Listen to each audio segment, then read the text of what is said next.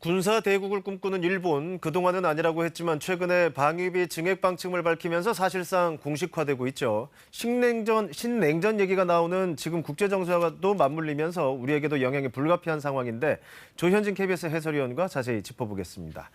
자, 조 의원 먼저 일본이 공식적으로 밝힌 이 군사력 강화 방안 이것부터 짚어보죠. 네, 올해 일본 방위비가 5조 4천억 엔, 우리 돈으로 한 51조 원 정도 됩니다. 네.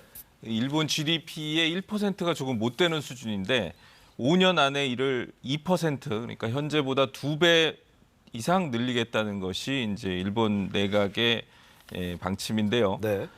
이렇게 되면은 일본의 방위비 규모가 100조 원을 넘게 돼서 미국, 중국에 이어서 세계에서 세 번째로 많은 수준이 됩니다. 네. 참고로 지금 지난해 기준으로 보면 일본이 9위, 우리가 10위 이런 수준입니다. 네, 근데 이 방위비 증액이 이걸로 그치는 게 아니라 이제 일본이 뭔가 안보 정책 기조를 아예 바꾸려는 거다 이런 분석도 있는데 이거는 왜 그런 건가요?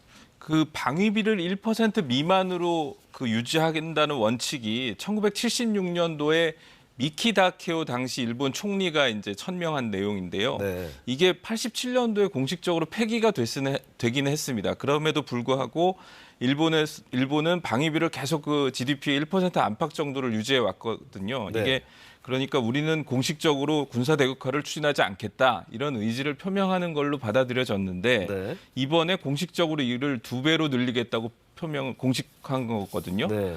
여기에 더해서 지금 기시다 내각이 스탠드오프 방위력 강화를 주요 과제로 추진하겠다고 밝혔습니다. 스탠드오프 방위력이요. 예. 네. 이게 뭐냐면은 적의 미사일 사정권 밖에서 미사일을 발사해서 목표물을 타격하는 능력을 얘기하는 건데요. 네.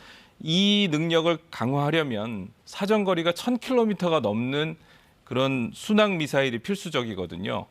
그러니까 반경 능력을 보유하기 위해서라는 단서를 달기는 했지만은 이렇게 되면은 일본이 장거리 공격 능력을 갖추게 되는 것이라서 주변국으로서는 신경이 쓰이지 않을 수 없는 상황입니다. 그러니까 그야말로 공격도 하고 그러니까 전쟁이 가능한 나라가 되겠다는 거잖아요. 그렇죠. 그러니까 아베 전 총리 때도 이제 꾸준히 나온 얘기긴 하지만 사실 2차 대전 전범 국가라는 이미지 때문에 그동안 좀 조심스러웠던 건데 그렇죠. 이번에 이렇게 아예 뭐 노골적으로 할까요? 그러니까 공식적으로 이런 입장을 밝힌 배경은 뭐라고 볼 수 있을까요?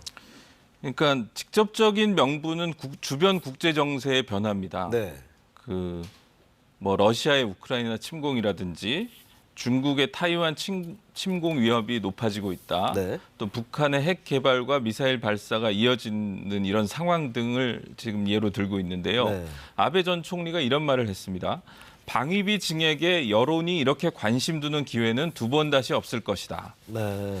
여기다가 또 하나의 배경이 되고 있는 게 일본의 군사력 강화를 미국이 지지하고 있다는 것인데요. 네. 미국은 중국과 북한 갈등이 고조되면서 일본에게 인도태평양 지역에서 역할을 좀 더 적극적으로 해달라 이렇게 요구하고 있거든요. 기시다 총리는 지난달 일본을 찾은 바이든 대통령에게 방위비 증액 의사를 밝혔고 지지 의사를 확인했습니다.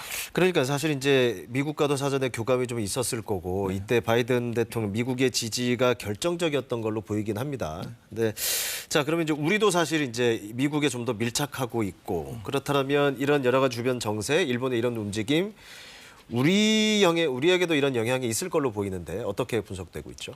일본의 주장은 이겁니다. 일본이 동아시아 지역에서 군사적 균형자가 돼서 전쟁 억지력을 높일 수 있다. 네. 평화에 오히려 도움이 된다. 이게 일본의 주장인데 사실 이게 지역 긴장을 고조시킬 가능성도 있거든요. 그렇죠. 어떤 점이냐면 중국, 북한은 물론이고 한국과 러시아도 일본하고 영토 분쟁을 벌이고 있잖아요. 네. 이런 상황에서 이 일본이 강력한 군사력을 갖게 되면 군비 경쟁으로 이어질 수가 있거든요. 네.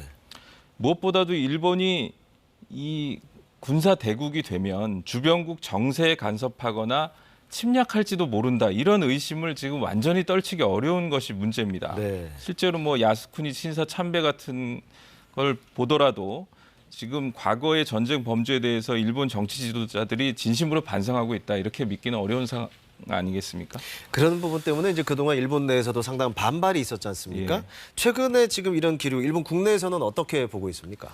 그러니까 두 가지를 봐야 될 것 같은데요. 하나는 5년 안에 방위비를 2배로 늘릴 만한 경제 여력이 일본에게 있느냐 이 점인데 그렇죠. 이거는 지금 기시다 내각에서는 워낙 일본의 국가 부채가 지금 문제가 되고 있으니까 좀 정부 씀씀이를 줄이겠다라는 입장이고 아베파는 확대 재정을 요구하고 있는 상황이거든요. 돈을 더 늘리겠다. 예. 예. 이게 이제 어떻게 결론이 날 것인가 하는 문제 하나하고 그다음에 여론조사를 해보면 방위비를 이렇게 2배 이상 늘리는 게 어떠냐라는 거에 대해서 찬성은 한 19% 정도에 그치고 네. 현재 수준이 괜찮다, 적절하다라는 응답이 한 35% 정도로 나타납니다.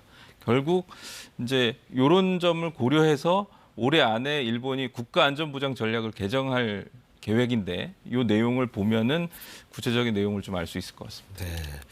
자, 알겠습니다. 오늘 여기까지 듣겠습니다. 조현진 해설위원이었습니다.